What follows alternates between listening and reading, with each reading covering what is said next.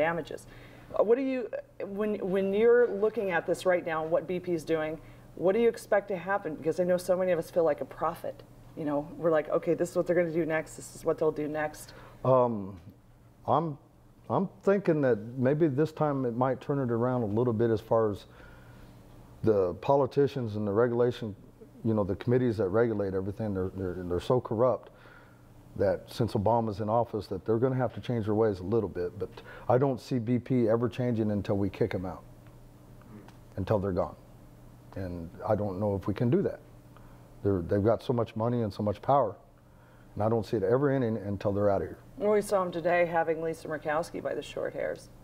Well, you know, the way I look at that, them. right, and the way I look at that, it's a good thing. The Corrupt Bastards Club is not a men's only club, so that's the way I look at that. Yeah, and that apple, or that nut didn't fall too far from the tree. Exactly right.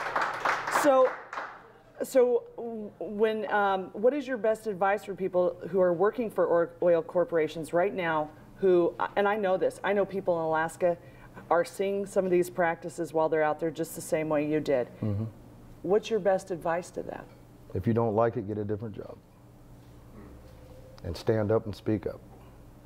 Don't be scared, because the worst thing they can do is take your job.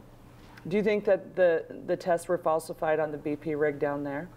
I can't say for sure. I think it's a widespread practice that they had. I know now they have computer digital tests. I do think that they cut corners and didn't maintain them, and I do think that they knew there was a problem and they didn't deal with it beforehand.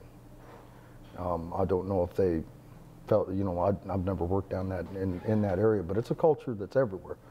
Right. Oilfield workers are a funny bunch. You know, they're all these big men, you know, and they always talk big and everything, but when you get something like that and a bunch of lawyers show up and they pee their pants, and they're scared to lose their job. And if they tell the truth, then they're going to lose their job somewhere along the way. And I think that if they were testifying under oath in a congressional hearing or in a court setting, I think they would tell the truth. But when you have AOGC and DEC and all these companies, and especially the ones paid for by the oil companies, doing their own internal investigation and letting BP run the hen house, these people are going to go, I don't know, because they're not under oath and they don't have to tell the truth. And then it just becomes one isolated incident, one person gets run off. They had an uncontrolled well incident one time, mud shooting out of the hole. The hands took a picture of it. BP didn't report it. They didn't even get a fine. The hands lost their quarterly bonus because they used a camera without filling it out permit and sniffing for gas. And that's how that all ended. It was in the news and nothing happened. So basically, bend over, they're driving. That's right. 100%. All right, well, there's the good news. Yeah, the bad news is that every 4 days in the Gulf right now, they're having a spill the same size as the Exxon Valdez. That's the bad news. So, you know, we've got to pay attention, and thank you so much for being here.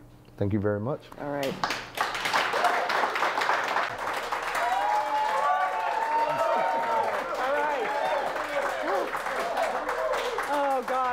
I would want you to stop if it didn't feel so good. That all sounded so authentic, like there's not a sign or anything. Welcome back to More Up North. I'm thrilled that we have this panel together tonight. This is an issue that I have been talking to a lot of friends about. I have traveled in Southeast last week and had more discussions about it, and I think we have a great panel tonight to talk about, well, this really great big forest with really great big trees called the Tongass. And I'm thrilled Matt Zencey's here. He's part of the Alaska Conservation Foundation, and he's a former editor at the Anchoraghe Daily News. You might remember him. Also, John Schoen, who's a senior scientist and interim executive director at the Audobon Society. Thanks for being here. And Eric Meyers, political director of Audobon, Alaska. God, if we couldn't just all hug a tree right now. I'm kidding. We're trying not to have that out there too much. Don't stereotype us. No stereotypes, not in Alaska. So please, maybe you can start, Matt Zencey. A lot of people right now are like, the Tongass? Right. Where's the Tongass? I've heard of it.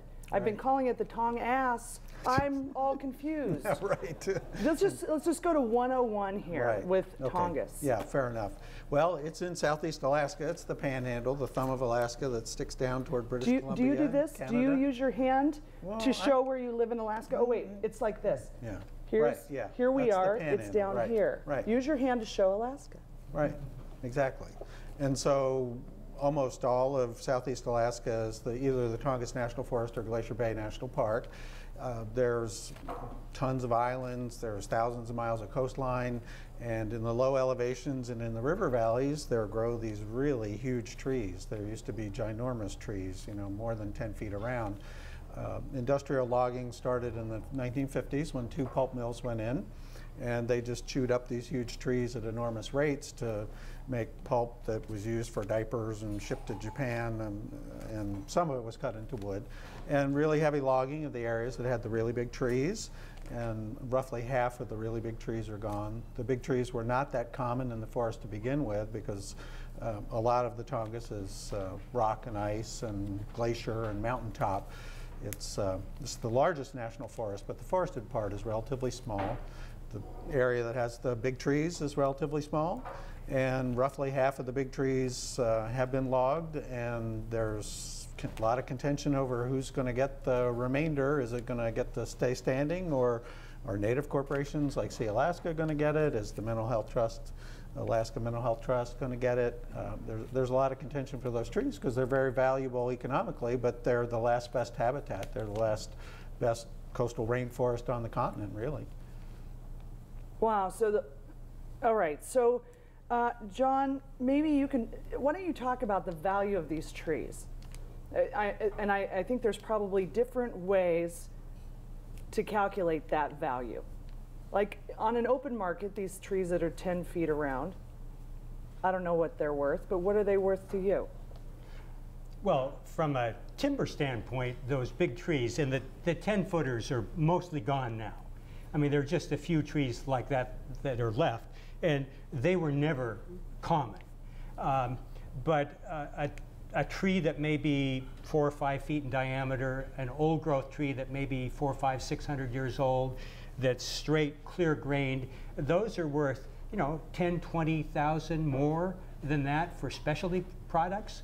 But that's the tree. And the forest is something else. And the forest is made up of the trees. And something about the forest for the tree. That's right. That's right. And the valleys that have these productive floodplains with the trees and the big rivers. Southeast Alaska has one of the most productive salmon runs in the Pacific Rim. It has all 5 species, and there are literally thousands of streams that go through the Tongass.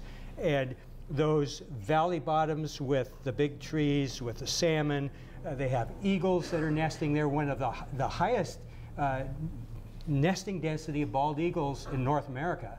It's got the highest nesting density of marbled murrelets, a small seabird that nests in the top of big trees. It has one of the highest densities of black bears in the southern islands and brown bears in the northern islands in the world. So the trees are valuable as trees, as wood products, but the forest is incredibly valuable as fish and wildlife habitat and as areas for recreation and areas for subsistence for the people that live there and depend on the local resources. So these forests are very, very valuable. And just to leverage from what Matt was saying, the Tongass National Forest is the northern extent of the largest temperate rainforest on Earth. Temperate rainforests are relatively rare. And the Tongass and northern British Columbia are the largest amount of old growth temperate rainforest anywhere. So this area has really a lot of value, and it has value not only to Alaska, but to the United States and the whole world because of its unique ecosystem qualities. What would you add to that? Not a whole lot, actually. John's well, actually. Then go have a drink. John is extraordinarily qualified to talk about these resource values, having participated in a conservation assessment of the Tongass National Forest, along with the Nature Conservancy.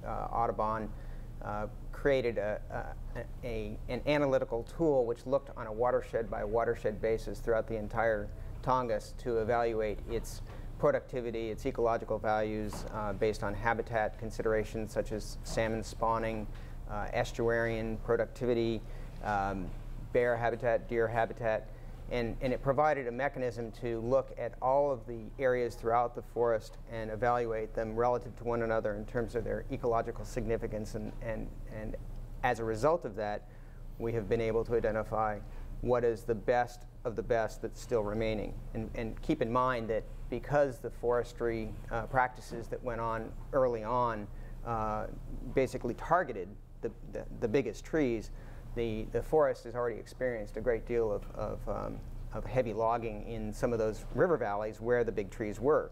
And so what we're talking about now is what to do with the remaining large tree forest values.